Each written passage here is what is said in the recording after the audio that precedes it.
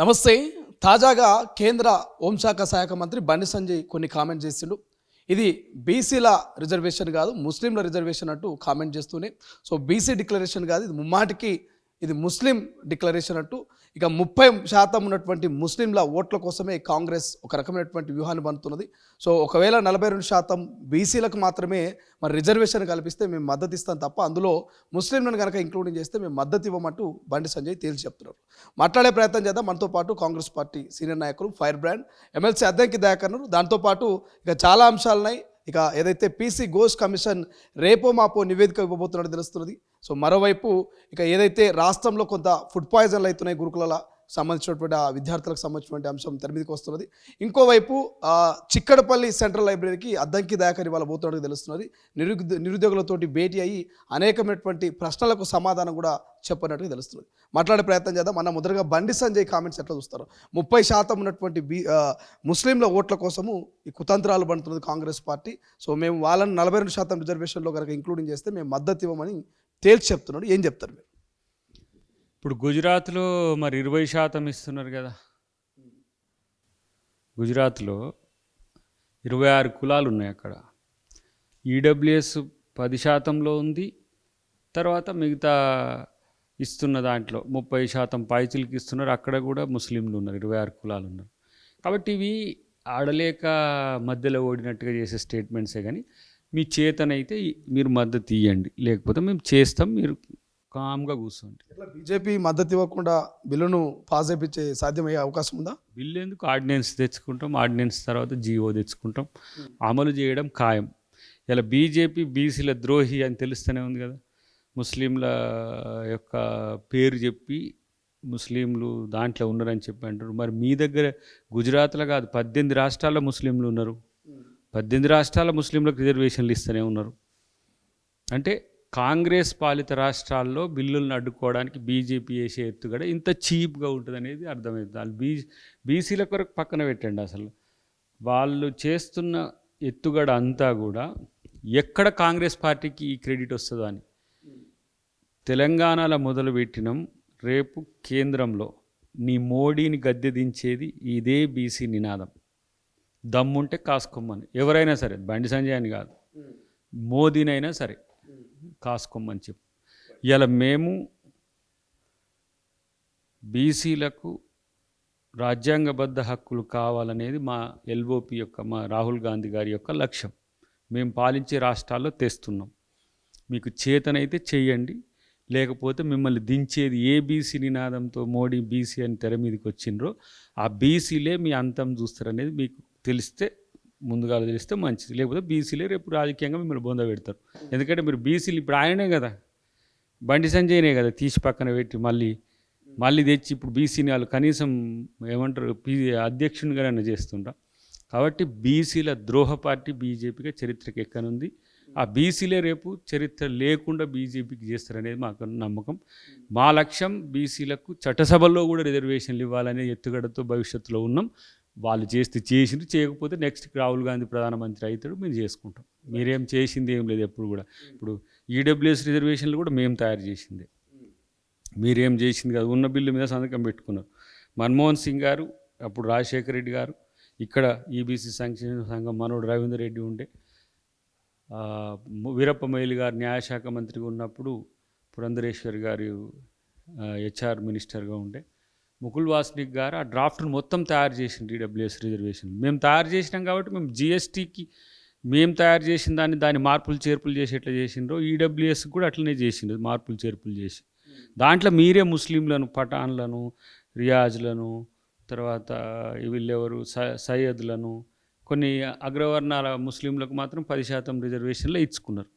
పేద బీసీ వృత్తి కులాల మాదిరిగా ఉండేటోళ్ళకు మాత్రం మీరు అడ్డుకునే ప్రయత్నం చేస్తున్నారు. కాబట్టి ఇదే బీసీ నినాదం. ఇది తెలంగాణ మోడల్ నుంచి ఒక రేరెస్ట్ ఆఫ్ ది రేర్ మోడల్ని తీసుకొని ఇలా కేంద్రం మెడలు వంచుతాం. చేయకపోతే మీరే పతనం అవుతారు. ఏం చెప్తారు ఇవాళ యావత్తు తెలంగాణ ప్రజలు కావచ్చు, అధికార పార్టీ విపక్ష పార్టీలు చెప్పాలని చెప్తే అందరూ తెలంగాణ ప్రజలంతా కూడా ఇవాళ క్యాబినెట్లో ఏం జరగబోతున్నది, వైపు ఆర్డినెన్స్, ఇంకోవైపు బిల్లు, లేదంటే పార్టీ పరంగా, లేకపోతే కోర్టు నుంచి ఏమైనా సమయాన్ని కొడతారా, ఏం చేయబోతున్నది, స్థానిక సంస్థల ఎన్నికలకు ఎటువంటి శుభవార్త చెప్పబోతుందని ఒక చర్చ జరుగుతుంది. అద్దంకి ఏం చెప్తారు మీకున్న ఇన్ఫర్మేషన్ ప్రకారం? 42% రిజర్వేషన్లకు అడ్డం పడే వాళ్ళ కుట్రల్ని తిప్పికొట్టే ఎత్తుగడ ప్రభుత్వం దగ్గర ఉంది. ఆ ప్రయత్నం చేస్తాం. ఆ విషయంలో కొంత సమయం పట్టే విధంగా ఉంటే సెప్టెంబర్ 30 అన్నారు కదా, కొంత వెసులుబాటు ఇవ్వమని హైకోర్టు కానీ అడుగుతాం. మూడవది ఏంటంటే ప్రత్యామ్నాయ మార్గాల విషయంలో కూడా ఒక ఆలోచన ఉంది. చూద్దాం దాన్ని ఎంత మేరకు అది సాధ్యాసాధ్యమైంది అనే విషయంలో కూడా ప్రభుత్వం ఈరోజు ఒకవేళ తేల్చే అవకాశం ఉండొచ్చు. నా దృష్టిలోనైతే ఆర్డినెన్స్ ప్రోగా ఉంటుంది అని నేను అనుకుంటున్నా. సో ఆర్డినెన్స్ ఎందుకంటే ఏమో అంటారు కదా, వాళ్ళు పెట్టనివ్వరు. కాబట్టి మనం ఎట్లా పెట్టుకోవాలని, ఇప్పుడు కేంద్రం ఇస్తేనే ఇచ్చుడా అనేటట్టుగా కూడా ఒక ఆలోచన ఉంది. చూద్దాం దాని మీద రాజ్యాంగ అంశాలు ఎట్లా ఉన్నాయి, మిగతా అంశాలు ఎట్లా ఉన్నాయని. రీసెంట్ ఒక 1 వీక్ బ్యాక్ అనుకుంటా, నిరుద్యోగులు అద్దంకి దయాకర్ని చుట్టుముట్టరని, నిరుద్యోగులు ప్రశ్నల వర్షం కురిపించరని సోషల్ మీడియాలో ఒక వీడియో క్లిప్ హైలైట్గా నిలిచింది. అది చిక్కడపల్లి సెంట్రల్ లైబ్రరీ. సో అదే లైబ్రరీకి మళ్ళీ అద్దంకి దయాకర్ వెళ్తున్నారు. ఎందుకు వెళ్తున్నారు, ఈసారి వెళ్ళే కాన్సెప్ట్ ఏంటి? ఆ రోజు వాళ్ళు నేను వచ్చినా అని చెప్పి నన్ను కలవడానికి వచ్చారు. దాంట్లో ప్రశ్నలు అడిగిన మాట కూడా వాస్తవమే. అయితే అది ఒక 30 to 35 మినిట్స్ నాకు అది కాంప్రహెన్సివ్గా నాకు అది ఏది వాళ్ళ సమస్యలు నాకు విన్నట్టు అనిపించాలి. నేను మళ్ళీ వస్తా. ఆ రోజు వేరే ప్రోగ్రామ్ కూడా ఉండే. అప్పటికైనా సరే మనము బాధ్యత లేనట్టుగా వ్యవహరిస్తే విద్యార్థులకు ఫీల్ అవుతారు. ఎందుకంటే దాంట్లో నేనంటే అభిమానించేటోళ్ళు ఉన్నారు, కొంచెం అన్నకు చెప్తే రేవంత్ అన్నకు చెప్తాడు అనేటోళ్ళు ఉన్నారు, తర్వాత కొంత గట్టిగా ప్రశ్నిస్తే ఆ ఒత్తిడి కూడా ప్రభుత్వం మీద పెరుగుతుంది అనుకున్న వాళ్ళు ఉన్నారు. 3 రకాలు ఉన్నారు. వాటిని అన్నిటిని ఆహ్వానించి అసలు నాకు వాళ్ళ యొక్క ఉద్దేశాలు తెలవాల్సిన అవసరం ఉంది. కాబట్టి నేను ఆ బేసిక్ ఐడియాని తీసుకున్నా. ఇప్పుడు ఈ ఏవైతే 60,000 ఉద్యోగాల్లో పట్ల వాటికి ఏమున్నది, తర్వాత మేం చేయాల్సింది ఏంది, వాళ్ళు కోరుకుంటున్నది ఏంటిది అనేది కొంచెం విన్నా. అట్లా కాకుండా లైబ్రరీ సమస్యలు ఉన్నాయి, తర్వాత అక్కడ చదువుకునే వాళ్ళ సమస్యలు ఉన్నాయి, ఉద్యోగ సమస్యలు ఉన్నాయి. వీటిని నేను ఒకరోజు 26 తర్వాత ఫ్రీగా వస్తా అని చెప్పిన. అయితే సండే పోతే ఇక అంతా కొంత మామూలుగా ఉంటుంది. వర్కింగ్ డే పోతే అందరు విద్యార్థులు కూడా వస్తారు. కాబట్టి వాళ్ళతో ముఖాముఖి ఏంటి సమస్యలు ఉన్నాయని తెలిస్తే అది ముఖ్యమంత్రి గారి దృష్టికి, ప్రభుత్వం దృష్టికి తీసుకుపోయే ప్రయత్నం చేసి ఉద్యోగ కల్పన అనేది మా ఉద్దేశాలు ఎందుకు కూడా వాళ్ళకి చెప్పాలి కదా. ఇప్పుడు రేపు ఏబోతున్న నోటిఫికేషన్స్ ఏంటి, అసలు ఫాస్ట్ వాళ్ళ నుంచి వచ్చే ఏంటి. కానీ ఇప్పుడు దయాకర్ గారు రకరకాల విద్యార్థి నాయకులు ఉంటారు, రకరకాల నిరుద్యోగులు ఉంటారు, వాళ్ళ వ్యక్తిత్వం ఉంటుంది. సో ఏ ధైర్యంతో అక్కడికి వెళ్తున్నారు? ఎందుకంటే మీరు ఏడాదిలో 2 లక్షల ఉద్యోగాలు అన్నట్టు గుర్తున్నది. సో మరి 2 లక్షల హామీలు నెరవేరినట్ట ఇప్పటికి 60,000 ఇచ్చారు. సో అక్కడ అడిగే ప్రశ్నలు చాలా పదునుగా, చాలా ఘాటుగా ఉంటాయి, మిమ్మల్ని హట్ చేసే విధంగా ఉంటాయి. అన్నిటికీ సిద్ధమైపోతున్నా అదేంకి దయాకర్ అక్కడికి హట్ చేసే విధంగా ఉంటే ఎవరాళ్ళు మన పిల్లలు గారా? ఏ పార్టీ అయితే ఏంది, బీజేపీ అయితే ఏంది, బీఆర్ఎస్ అయితే ఏంది, కాంగ్రెస్ అయితే ఏంది, వాళ్ళైతే విద్యార్థులు కదా. వాళ్ళ సమస్యలు పరిష్కరించాల్సింది ప్రభుత్వం కదా. ప్రభుత్వం తరపు నుంచి ఏ అంశాలు ఉన్నాయో నేను అఫీషియల్స్ను తీసుకున్నా, కొంత ఏమేమి చేయబోతున్నాం అనేది అది వాళ్ళకు సమాచారం కూడా ఇవ్వాలి కదా. లేకపోతే అన్రెస్ట్ పెరిగితే ఏమైంది, అనవసరమైన ఏమంటాము మూమెంట్స్ను క్రియేట్ చేయడానికి కొంతమంది ప్రయత్నం చేస్తారు. అట్లా కాకుండా వాస్తవాలను వాళ్ళకి చెప్పే ప్రయత్నం చేయాలి. ఒకటి నేను హర్ట్ అవ్వడానికి ఫీల్ గాను. వాళ్ళు ఎవరైనా తెలిసి కాంగ్రెస్ పార్టీ అధికారంలోకి వచ్చిన ఈ 20 నెలల్లో విద్యార్థుల దగ్గర, నిరుద్యోగుల దగ్గరికి వెళ్ళే మొదటి వ్యక్తి మీరే అయి ఉండొచ్చు అని నేను అనుకుంటున్నాను. ఇప్పుడు నేను వాళ్ళకి మాట ఇచ్చిన కదా, ఆ రోజు వస్తా అని, మళ్ళీ తప్పించుకున్నట్టు ఉంటుంది కదా. వినడానికి నాకేం సమస్య. ఇంకోటి దాంట్లో వాళ్ళ ఆవేదనలో, వాళ్ళ ఆక్రోశంలో, వాళ్ళ ఏమంటాము ఆలోచనలో కొంత సిన్సియారిటీ ఉన్నది గమనించిన కాబట్టి మళ్ళీ వాటిని నేను డీటెయిల్డ్గా తెలుసుకుంటే ఇంకా మరింత మంచిది కదా. దానివల్ల ఏమైందంటే ఒక రెస్పాన్సిబుల్ గవర్నమెంట్గా ప్రభుత్వానికి ఉండాలనే ఉద్దేశంతో కూడా నేను వాళ్ళతో ఉన్న ర్యాప్ కానీ, లేదంటే ఇంకా చెప్పాలంటే ఏ అంశాలు వాళ్ళను మరింత ప్రభావితం చేస్తున్నాయో కూడా తెలుసుకోవాలి. ఎందుకంటే ఇప్పుడు జీపీఓలు కొన్ని అంటే మనం వేస్తున్న టెక్నికల్ జాబ్సో ఇంకా ఇతరత్ర జాబ్సో కొంతమందికి అవకాశాలు రావట్లే. ఇప్పుడు మన దగ్గర ఉన్న జాబ్ మొన్న ముఖ్యమంత్రి గారు, బట్టి గారు, వీళ్ళందరూ కోదండరామ్ గారితో కలిసి కూర్చున్న తర్వాత ఒక అంచనాకు వచ్చిన తర్వాత దాని మీద ఒక ఎంక్వైరీ ప్రాసెస్ ఇక్కడ జాబులు ఉన్నాయనేది తీసిన క్రమంలో వీళ్లకు ఆ సమాచారం పోకపోవడంతో పాటు మరిన్ని జాబులు కావాలనే ఆలోచనతున్న వాళ్ళ యొక్క ఉద్దేశాలను తీసుకుంటే అక్కడ మల్టిపుల్ లెవెల్స్ ఆఫ్ స్టూడెంట్స్ ఉంటారు. కాబట్టి వాళ్ళ నుంచి తీసుకునే ఫీడ్బ్యాక్ చాలా ప్రొయాక్టివ్గా ఉంటుందనే ఉద్దేశంతో నేను వస్తా అని చెప్పిన కాబట్టి వెళ్తున్నా. తప్పితే ఇదేదో మన ఏంది తొడగొట్టి సవాళ్ళది కాదు. ఇది వాళ్ళ సావధానంగా వాళ్ళ సమస్యలు వినడానికి. ఇప్పుడు కొంతమందికి ఇబ్బంది అయింది అనుకోండి, కొంత కోపం వస్తుంది, దాన్ని సీరియస్గా తీసుకోవాల్సిన అవసరం లేదు. ఎందుకంటే వాళ్ళు సుదీర్ఘకాలంగా చదువుతున్న విద్యార్థులు. కొంతమంది అయితే ఇంకా నేను మూమెంట్లో ఉన్నప్పుడు విద్యార్థులుగా ఉండి అవకాశాల కొరకు ఏ విధంగా కష్టపడ్డోళ్ళు ఏజ్ బార్ అయి కూడా దాటిపోయినారు.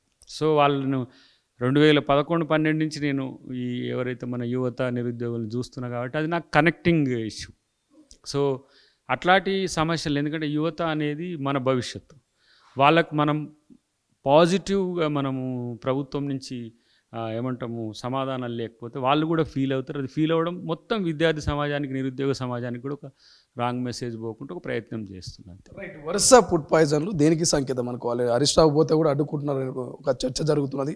ఎందుకు ముఖ్యమంత్రి దగ్గరనే విద్యాశాఖ ఉన్నప్పటికీ ఎందుకు ఇన్నిసార్లు ఫుడ్ పాయిజన్లు జరుగుతున్నాయి? సో దీనికి పులి స్టాప్ పెట్టే ఛాన్స్ లేదా రాష్ట్ర ప్రభుత్వం? నిన్న కూడా సుప్రీంకోర్టు ఒక జడ్జిమెంట్ ఇచ్చినట్టుంది. ఇప్పుడు కంబైన్డ్ మీన్స్ ఒక బల్క్ మీల్ ఏదైతే తయారు చేస్తారో వాటి విషయాల్లో కొంత ఎక్కడెక్కడ ఏమైనా కనుక జరిగితే, తర్వాత మనం ఈ మధ్యన రేషన్కు మీన్స్ మెస్ ఛార్జీలు పెంచి ఇంకా క్వాలిటీని పెంచే ప్రయత్నం చేసినా జరుగుతున్న వాటి విషయాల్లో కల్తీనా లేకపోతే అక్కడ ఏమైనా అడల్ట్రేషన్కు వ్యవహరించే వ్యవస్థ ఏమైనా ఉందో వాటిని మనం చూసుకోవాల్సిన అవసరం ఉంది. దాన్ని ఏమి నెగిటివ్గా అనే ఉద్దేశంతో కాకుండా దాన్ని ఒక పాజిటివ్ దృక్కోణంతోనే చూడాలి. విద్యార్థులు చనిపోకుండా చూడాలని అంటే వాళ్ళైతే సుప్రీంకోర్టు ఇచ్చిందైతే స్కూల్స్లో కాలేజెస్లో కూడా ఈ సూసైడ్కి సంబంధించి అన్నది. ఇదేమో ఏది మనకు గురుకులాల్లో జరుగుతున్నాయి కాబట్టి వీటి మీద ప్రత్యేక దృష్టి ప్రభుత్వం పెడుతుంది డెఫినెట్గా. కాకపోతే వీళ్ళు చేసే రాజకీయం కొంచెం సెన్సిటైజ్ చేయడానికి చేసి అక్కడ క్రియేట్ చేస్తుంది కాబట్టి ఏదున్నా దాన్ని మాత్రం మనం రెక్టిఫై చేయాల్సిన అవసరం అయితే ఉంది. దాంతోపాటు తాజాగా పాడి కౌశిక్ బీఆర్ఎస్ ఎమ్మెల్యే చేసినటువంటి వ్యాఖ్యలను చూస్తే ఏమంటున్నది, ముఖ్యమంత్రి గారిని కొంత టార్గెట్ చేసి మాట్లాడారని ఒక చర్చ కూడా జరుగుతుంది. ఏం చెప్తారు మీరు? ఆ వ్యాఖ్యలు వినే ఉంటారు. ముఖ్యమంత్రిని టార్గెట్ చేయకుండా ఎవరిని చేస్తారు? వాళ్ళు చేసేది చూసుకుంటారు, కానీ ప్రజలు నమ్మేది మనం చూడాలి. కాబట్టి వాళ్ళంతా కొంచెం దిగజారి చేస్తున్న ప్రకటనల విషయంలో మేము కూడా అప్రమత్తంగానే ఉంటున్నాం. ఆ రెచ్చగొట్టే ధోరణి కూడా ప్రజలకు అవసరం లేదు. సో వాళ్ళు ఎక్స్పోజ్ అవుతారు, వాళ్ళ గౌరవాలే తగ్గుతాయి తప్పితే మా ముఖ్యమంత్రికి వచ్చే నష్టం అయితే లేదు. ప్రత్యేకించి ప్రతి అంశంలో ప్రశ్న వస్తే సమాధానం చెప్పడం కాదు, పరిష్కరించే ప్రయత్నమే ప్రభుత్వం చేస్తుంది.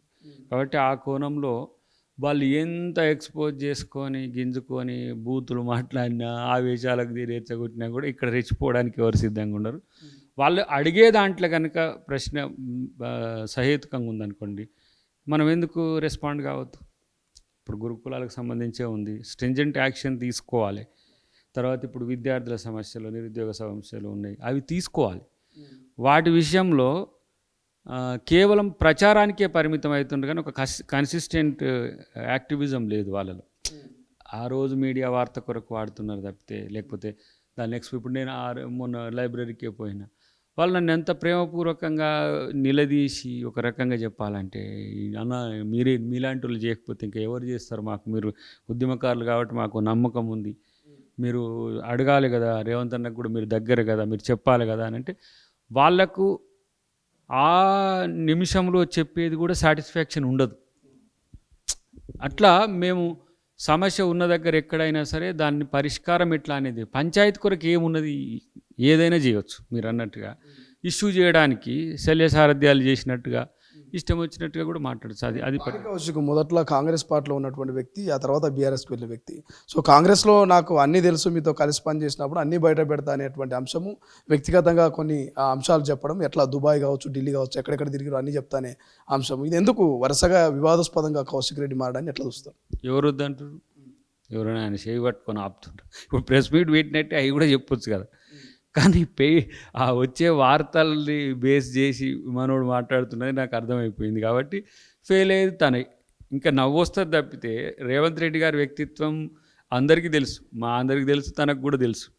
కాకపోతే ఇప్పుడు ఆ హీరోయిన్ల ఫోన్ ట్యాపులు చేసిరనేసరికి ఇక్కడ హీరోయిన్లతో ఉన్నదని, ఫోన్ ట్యాప్ చేసిరంటే మా ఫోన్ ట్యాప్ చేసిందని, కాళేశ్వరం ఘోష్ కమిటీ వస్తుందంటే మీరు ఇప్పుడు అవినీతి చేస్తుండని, వీళ్ళు ఒక కౌంటర్ స్ట్రాటజీ, అది పీకే ఇస్తుండో మరి ఏకే ఇస్తుండో తెలియదు కానీ అదొక బలహీనమైన వాదనతో ఉన్నారు వాళ్ళు. So I'm pity about that type of comments. దాన్ని పెద్దగా నేను సీరియస్గా తీసుకోదలుచుకోవాలి. ఎందుకంటే వ్యక్తిగతంగా తెలవడం కాదు, రేవంత్ రెడ్డి గారు ఏందో తెలంగాణ సమాజానికి కూడా తెలుసు. సో అలాంటి విషయాలు ఒక ప్రాపగండా స్ట్రాటజీలో భాగంగా చేస్తున్నది కాబట్టి పెద్దగా సీరియస్గా మేము ఏం చెప్తారు? పీసీ ఘోష్ కమిషన్ ఈ 2-3 రోజులలో నివేదిక ఇవ్వబోతుందని అంటున్నారు. ఎవరి మేడకు ఈ ఉచ్చు బిగించే అవకాశం ఉంది? అద్దంకి దయాకర్ ఏం చెప్పబోతున్నారు? డెఫినెట్గా అది బాధ్యులు ఎవరైనా సరే వాళ్ళకి సంబంధించి పీనలైజేషన్ ఉండాల్సిందే. 1,00,000 కోట్లకు సంబంధించిన ప్రాజెక్ట్ అది. ఉత్త పుణ్యానికి మాకు తెలియదు అని చెప్పి దొరికిన వాళ్ళకనే 1,000 కోట్ల రూపాయలు దొరికితే మరి ఇంత పెద్ద ఎత్తున అవినీతి జరిగినప్పుడు ప్రభుత్వం మిన్నకుంటే మళ్ళీ మేము అందరం ఛాలెంజ్లు చేస్తాం. రాహుల్ గాంధీ గారి నుంచి మొదలు పెడితే రేవంత్ రెడ్డి గారు, ఉత్తమ్ గారి నుంచి మొదలు పెడితే మేమందరం కూడా చిన్న చిన్న మీటింగ్లలో కూడా తొడలు కొట్టి ఇక్కడ అవినీతిని తేలుస్తామని అంటే. కాబట్టి అవినీతి పరులు ఎవరో తేలాల్సిన అవసరం ఉంది కదా. అది ఘోష్ కమిటీ తేలుస్తుంది. ఇప్పుడు నేను చెప్తే ఏమవుతుంది, నువ్వు చెప్తేనేమో తొలివేలుగా అవుతుంది, నేను చెప్తేనేమో కాంగ్రెస్ అవుతుంది. అట్లా కాదు కదా. ఒక న్యూట్రల్ స్టాట్యుటరీ బాడీని మనం చేసినాం. వాళ్ళకేమి డిస్క్రిషన్ అక్కర్లేదు. జరిగిన దాన్ని జరిగినట్టుగా చెప్తే దానికి సంబంధించి కోర్టు ఏం నిర్ణయాలు తీసుకుంటూ దాన్ని బట్టి మనం ముందుకు పోవాల్సిన అవసరం ఉంటుంది. ఒక్క మాటతో ఎండింగ్ చేస్తా. సో ఉద్యమ ద్రోహుల్లో మొదటి జాబితాలో చంద్రబాబు నాయుడు ఉంటే రెండవ పేరు మరి రేవంత్ రెడ్డి పేరు. అప్పుడు రైఫిల్ లెక్కలు పెట్టినటువంటి వ్యక్తి అని చెప్పేసి మొన్న హరీష్ రావు కామెంట్ చేసిండు. ఎట్లా చూస్తారు? మరి కేసీఆర్ గాడ ఉద్యమ ద్రోహి? 100 సీట్లు 15 ఎంపీలు వస్తే సాలిగా మనకు తెలంగాణ వస్తుందని చెప్పేసి కాడెత్తేసిపోయినాక కదా సాగరహారం ఏర్పాటు చేసి సంసద్ యాత్ర పెట్టి పోయి ఢిల్లీలో కాంగ్రెస్ పార్టీలో మేము విలీనం చేస్తామని చెప్పి అందరితోని చర్చలు చేసిన కేసీఆర్ ఉద్యమ ద్రోహి గాడ? తెలంగాణ ఉద్యమాన్ని వాడుకొని అధికారంలోకి వచ్చిన తర్వాత తెలంగాణ ఉద్యమకారులను, తెలంగాణను మోసం చేసిన వాడు తెలంగాణ ద్రోహి గాడ? తెలంగాణ డబ్బుతో ఇంత పెద్ద ఎత్తున అవినీతి అక్రమాలు చేసి కాళేశ్వరం లాంటి ఇట్లాంటి అసైన్ ల్యాండ్ నుంచి మొదలు పెడితే భూదాన్ ల్యాండ్స్ అన్ని దోచుకున్న ఆయన తెలంగాణ ఉద్యమ ద్రోహిగాడ? తెలంగాణ పదాన్నే తన పార్టీ నుంచి తీసేసినప్పుడు తెలంగాణ ఉద్యమ ద్రోహి కాడ? అంటే నీ అవసరానికి తెలంగాణను వినియోగించుకున్నావా? కాబట్టి ఇవన్నీ ఎప్పుడన్నా హరీష్ రావు నీకు ఇంటర్వ్యూ ఇస్తే అడుగు, మరి ఇట్లా అంటున్నాడు అద్దంకి దయాకర్ అని. కాబట్టి వాళ్ళ తెలంగాణ కొరకు రేవంత్ రెడ్డి గారు తాను టీడీపీలో ఉండి అసెంబ్లీలో ఏం మాట్లాడిండో రికార్డ్స్ తీసుకొని మాట్లాడమను.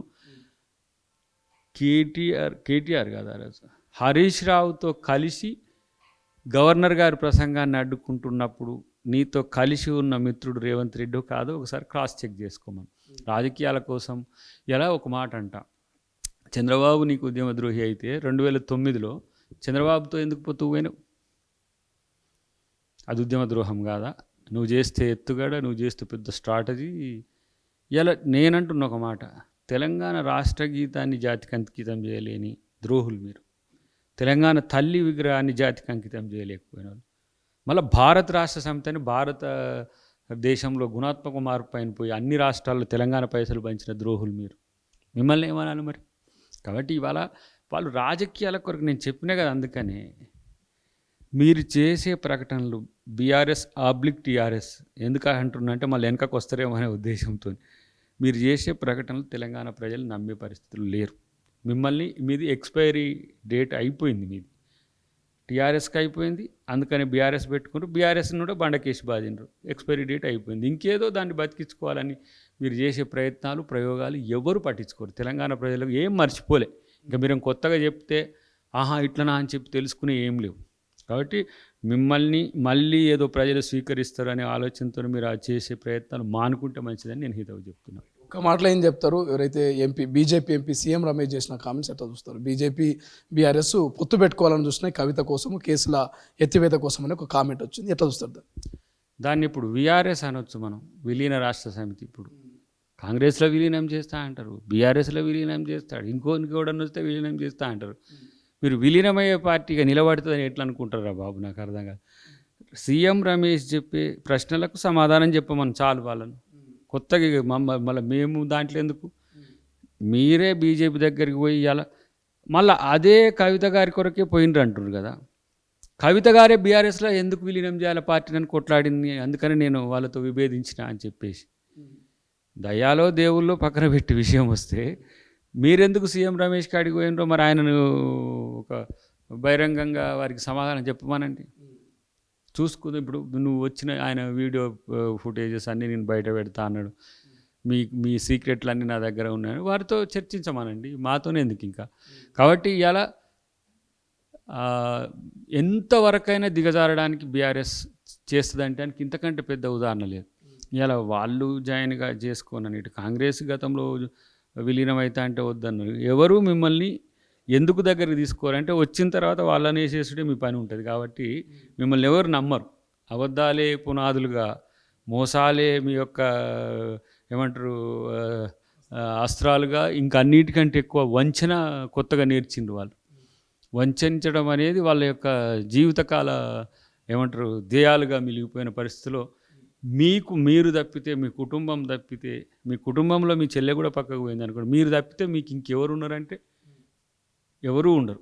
ఇప్పుడు వాళ్ళు పెడుతున్న మీటింగ్లు కానీ వాళ్ళు ఆర్గనైజ్ చేస్తున్నాయి కానీ ఎటు తెలియక ఎటు చేయక వాళ్ళు చేస్తున్న పరిస్థితుల్లో చేస్తున్నారు. కాబట్టి బీఆర్ఎస్కి అనేది కాలం చెల్లిన పార్టీ అని చెప్పి నేను చెప్తూనే మీరు ఇంకా కుట్రలు మానుకోండి. ఇంకా మీరు ఇంకా అధికారంలో ఉన్నట్టు అహంభావపూరిత ధోరణి, లేదంటే ఇంకా ఆంధ్ర తెలంగాణ పంచాయతీలు, లేదంటే ఇంకో రకంగా ప్రజల మధ్యన వైషమ్యాలు, ఆయన దళితుల గురించి మాట్లాడుతున్నాం మొన్న.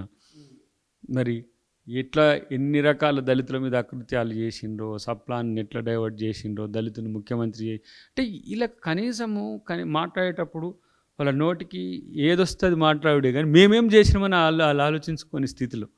కాబట్టి ప్రజలు కాంగ్రెస్ పార్టీని ఆశీర్వదించడమే కాదు, ఈరోజు మేము చేస్తున్న పనులతో మరింత ముందుకు పోయే క్రమంలోనే ఆ గుడ్నెస్ అనేది ఉండకుండా ఉండే ఒక బ్యాడ్నెస్ని తీసుకురావాలని ఎత్తుగడ. ఇప్పుడు మీరు 42% బీసీ రిజర్వేషన్లు అనేది దేశం మొత్తం చూసిండ్రు. మొన్న రాహుల్ గాంధీ గారి నుంచి దేశం మొత్తం ఉన్న బీసీ సంఘాలు, బీసీ నాయకులు వచ్చి టోల్కటోరా స్టేడియంలో చేసిన క్రమంలో వీళ్ళు ఇక్కడ సన్యాసి ముచ్చట చెప్తూ ఉంటారు. సో అది కాకుండా ఉండడానికి మీడియా అటెన్షన్ డైవర్ట్ చేయడానికి. కానీ ప్రజల మైండ్లో ఒకటి ఉన్నది, చెప్పినవి చేస్తున్నామా లేదా అనేది అన్ని రకాలు మీకు వరుస పెడితే ఇప్పుడు ఏంది సన్న బియ్యం నుంచి మొదలుపెట్టినప్పుడు ఒకటి చేసిండ్రు, రేషన్ కార్డులు ఇచ్చినప్పుడు ఒకటి చేసిండ్రు, వీళ్ళు ఏమి ఇవ్వలే ఇచ్చిన వాటిని నెగిటివ్ చేయడం. ఫ్రీ బస్ ఇస్తే ఒక తీరుగా చేసిండ్రు, ఫ్రీ కరెంట్ ఇస్తే ఇంకో తీరుగా అన్నారు, లేదంటే మన ఏంది 500 గ్యాస్ బండ మనం తక్కువకి ఇస్తే దాన్ని ఒకటి అన్నారు. ఇప్పుడు మనం చేసుకుంటూ పోయిన అన్నిటి కూడా బూమరంగ్ చేయడానికి ప్రయత్నం చేసిన ప్రజలు అనుభవిస్తున్నారు కదా. సగటున ఒక కుటుంబము ఒక నెలకు ఒక 2 నుంచి 3 వేల రూపాయలు ఆదాయం మిగులు వస్తున్న పరిస్థితి మనం చూస్తున్నాం. అన్ని రకాలుగా ఇంకా మరింత ప్రజాభివృద్ధి మీద, సంక్షేమం మీద దృష్టి పెడతాం తప్పితే వీళ్ళ గురించి ఆలోచించడం వల్ల వచ్చే అదనపు లాభం లేదని మేము అనుకుంటున్నాం. Thank you so much. ఇది మొత్తం మీద ప్రజలు బీఆర్ఎస్ను నమ్మడం లేదు, బీఆర్ఎస్ కాలం జల్లని పార్టీ, దానిపైన అయిపోయిందంటూ చెప్తుంది. ఇక కాంగ్రెస్ పార్టీ ఇస్తున్నటువంటి హామీల్ని నెరవేరుస్తుంది, ప్రజలకు ప్రతి మంత్ ఒక 3 నుంచి 4 వేల రూపాయలు సేవ్ చేస్తున్నది, ఇచ్చిన హామీల్ని నెరవేరుస్తుంది. ప్రజలు కాంగ్రెస్ మీద నమ్మకం పెట్టుకున్నట్టు అద్దంకి దయాకర్ చెప్తున్నటువంటి పరిస్థితి. చూద్దాం భవిష్యత్తు పొలిటికల్ వార్ ఎలా ఉండబోతుంది, ఏం జరగబోతుంది అనేది. కెమెరా పర్సన్ సతీష్తో శ్రీశైలం, తొలి వెలుగు, హైదరాబాద్.